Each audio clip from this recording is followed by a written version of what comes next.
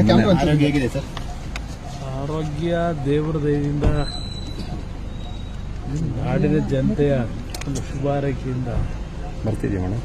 ಮತ್ತೆ ಬರ್ತಿದೆಯಲ್ಲ ಜನರ ಒಂದು ಬದುಕಿಗೆ ಮುಂದೆ ಬದುಕ್ತಕ್ಕಂಥ ದಿನಗಳು ಸೇವೆ ಸಲ್ಲಿಸಬೇಕಾದಂಥದ್ದಕ್ಕೆ ಭಗವಂತನನ್ನು ಕಾಪಾಡಿದ್ದಾನೆ.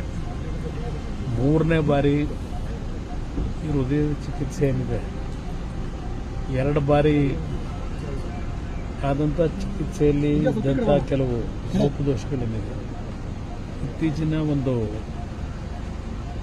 ಲೇಟೆಸ್ಟ್ ಆಗಿ ಬಂದಿರತಕ್ಕಂಥ ಅಡ್ವಾನ್ಸ್ಡ್ ಟೆಕ್ನಾಲಜಿನಲ್ಲಿ ಜೀವ ಉಳಿಸ್ಕೊಳ್ಳಿ ಸಾಧ್ಯ ಆಗಿದೆ. ಇಲ್ಲೇ ಇದ್ರೆ ಬಹುಶಃ ಮರುಜನ್ಮ ಅಂತಕ್ಕಂಥದ್ದು ನಾವು ಎಷ್ಟೋ ಸಾರಿ ಹೇಳ್ತೇವೆ. ಮನುಷ್ಯ ಹಲವಾರು ರೀತಿಯಲ್ಲಿ ಈ ಒಂದು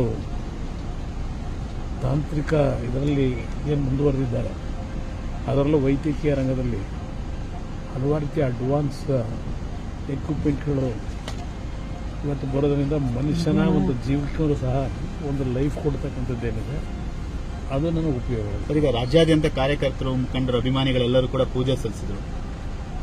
ನನಗೆ ಅವರ ದೇವರಿಗೆ ಪ್ರತಿದಿನ ಅವತ್ತೇನು ನನಗೆ ಆಪರೇಷನ್ ಆದ ದಿನ ನಾಡಿನಾದ್ಯಂತ ಅಭಿಮಾನಿಗಳು, ಹಿತೈಷಿಗಳು ದೇವರಿಗೆ ಪ್ರಾರ್ಥನೆ ಸಲ್ಲಿಸಿದರು.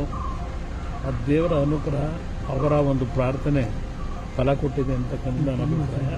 ವೈದ್ಯರು ಸಂಪೂರ್ಣವಾಗಿ ಚಿಕಿತ್ಸೆ ಆದ ನಂತರ ಈ ಎಲ್ಲ ವಿಷಯಗಳನ್ನು ಸುದೀರ್ಘವಾಗಿ ನಮ್ಮ ಜೊತೆ ಚರ್ಚೆ ಮಾಡಿದ್ದಾರೆ. ಯಾವ ರೀತಿಯಲ್ಲಿ ಇವತ್ತು ನಿಮಗೆ ಹೊಸ ಜೀವ ತರಲಿಕ್ಕೆ ಸಾಧ್ಯ ಆಯಿತು ಅಂತಕ್ಕಂಥ ಅವ್ರು ಹೇಳಿದ್ದು ಒಂದೇ ಮಾತು, ಸಾಯಿಬಾಬಾ ಬಂದು ಆಪರೇಷನ್ ಮಾಡಿದ್ದಾರೆ ಹೊರತು ನಾನೆಲ್ಲ ಮಾಡಿರೋದು. ಅವರು ಸಾಯಿಬಾಬಾ ಭಕ್ತರವರು, ಡಾಕ್ಟ್ರು ಸಾಯಿ ಸತೀಶ್ ಅಂತೇಳಿ. ಅವರು ಸಾಯಿಬಾಬನಿಗೆ ಹೋಗಿ ಪೂಜೆ ಸಲ್ಲಿಸಿ ಬಂದು ನನಗೆ ಆಪರೇಷನ್ ಮಾಡೋದಿತ್ತು.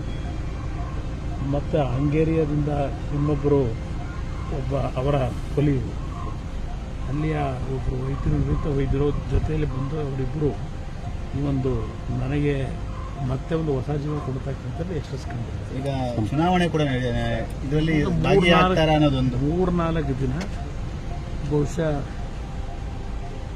ಮುಂದಿನ 25 ದಿನಗಳ ಕಾಲ ನಮ್ಮ ಕೈಲಾದ ಮಟ್ಟಿಗೆ NDA ಅಭ್ಯರ್ಥಿಗಳ ಪರವಾಗಿ 28 ಕ್ಷೇತ್ರಗಳಲ್ಲೂ ಗೆಲ್ಲಬೇಕು ಅಂತಕ್ಕಂಥದ್ದೇನಿದೆ.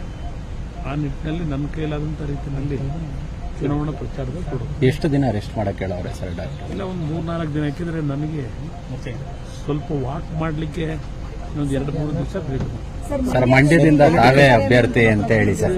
2 ದಿವಸ. ಸರ್ ಸುದ್ದರಾಮಯ್ಯನವರು ಸುಪ್ರೀಂ ಕೋರ್ಟ್ಗೆ ಹೋಗಿದ್ದಾರೆ ಸರ್, ಬರ ಪರಿಹಾರ ವಿಚಾರವಾಗಿ. ಸುಪ್ರೀಂ ಕೋರ್ಟ್ಗೆ ಅರ್ಜಿ ಹಾಕೊಳ್ತೀವಿ ಸಂವಿಧಾನದ ಸ್ಟಂಟ್ ಅಷ್ಟೇ ನನ್ನ ಅಭಿಪ್ರಾಯದಲ್ಲಿ. ಸುಪ್ರೀಂ ಕೋರ್ಟ್ಗೆ ಹೋಗ್ತೀನಿ, ನಮ್ಮ ದುಡ್ಡು, ನಮ್ಮ ತೆರಿಗೆ, ನಮ್ಮ ಹಕ್ಕು ಇದೆಲ್ಲ ಇದೆಯಲ್ಲ, ಈ ಡ್ರಾಮಾ ಬಿಟ್ಟು ಕೆಲಸ ಮಾಡಬೇಕು ಅನ್ನೋದು ನನ್ನ ಅಭಿಪ್ರಾಯ. Okay, thank you.